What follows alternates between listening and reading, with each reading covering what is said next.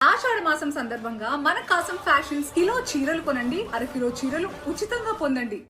తెలంగాణలో బీజేపీ అధికారంలోకి వచ్చే దిశగా నితిన్ నబీన్ తమకు దిశానిర్దేశం చేశారని చెప్పారు ఎంపీ రఘునందన్ రావు. పశ్చిమ బెంగాల్ తరహాలోనే తెలంగాణలోనూ కూడా అధికారంలోకి వస్తామని ఆయన ధీమా వ్యక్తం చేశారు.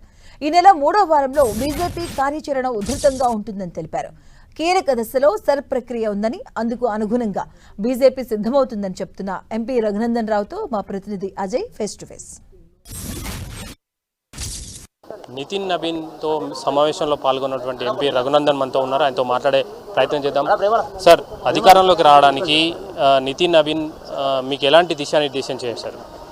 Party with in the 4 wall చేసినటువంటి డిస్కషన్ని we cannot disclose outside, but ప్రతి బూత్ గెలవడము, తెలంగాణలో భారతీయ జనతా పార్టీ అధికారంలోకి రావడం, ఇవే లక్ష్యంగా ముందుకు పోవడం కోసం అని చెప్పి దిశానిర్దేశం చేయడం జరిగింది. పార్టీకి సంబంధించినటువంటి క్యాడర్నంతా ఒక తాటి మీదకి తీసుకొని వచ్చి, పశ్చిమ బెంగాల్ లాంటి ఇన్ఫిల్ట్రేషన్ ఎక్కువ ఉంది, ముస్లిం జనాభా ఎక్కువ ఉంది, పశ్చిమ బెంగాల్ గెలవలేమని చెప్పి అన్ని మీడియా సంస్థలు, సర్వే సంస్థలు, ఏజెన్సీలు చెప్పిన చోట కూడా గెలిచి వచ్చిన తర్వాత తెలంగాణలో భారతీయ జనతా పార్టీ నాయకులు, కార్యకర్తలకు పార్టీ అధికారంలోకి వస్తుందనేటువంటి విశ్వాసం పెరిగింది.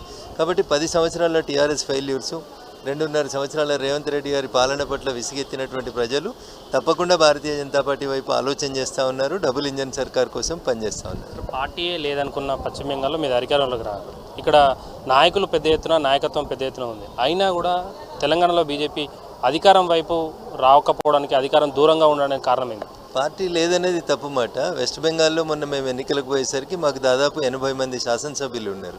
గతంలో 10 సంవత్సరాలు కష్టపడితే ఆ స్థాయికి వచ్చింది. నేను అదే చెప్తా ఉన్నాను, ఇక్కడ కూడా కష్టపడతా ఉన్నాం, బరాబర్ వస్తాం. ఇక్కడ 1కెళ్ళి 2 అయింది, 2 3 అయింది, 3కెళ్ళి 8కి వచ్చారు ఎమ్మెల్యేలు.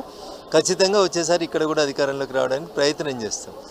Rome is not built in 1 day. ఒకటే రోజులో ఎక్కడ కూడా రాజకీయాలు మారిపోవు. కాబట్టి ఖచ్చితంగా వెస్ట్ బెంగాల్లో ఎట్లయితే 3కెళ్ళి 11, 11కెళ్ళి 80, 80 నుంచి 208కి వచ్చినామో అట్లే తెలంగాణలో కూడా 1 2 అయింది, 2 3 అయినాయి, 3 8 అయినాయి, 8 వచ్చేసారి 80 దాటుతాయి. తెలంగాణలో కూడా అధికారంలోకి భారతీయ జనతా పార్టీ వస్తుంది. 30% మండలాలలో సరైన వ్యవహారాలు లేవని, సంస్థాగతంగా బలంగా లేదని కూడా జాతీయ అధ్యక్షుడు అన్నట్టు వార్తలు వస్తున్నాయి. వాస్తవం ఉందా? ఇట్లాంటి ఏవి కూడా జరగని చర్చలు జరిగినాయని చెప్పి మీడియా మిత్రులు ఊహించుకోవడం తప్పు. తెలంగాణ రాష్ట్రం మొత్తంలో ప్రతి బూత్లో బూత్ కమిటీలు ఉన్నాయి.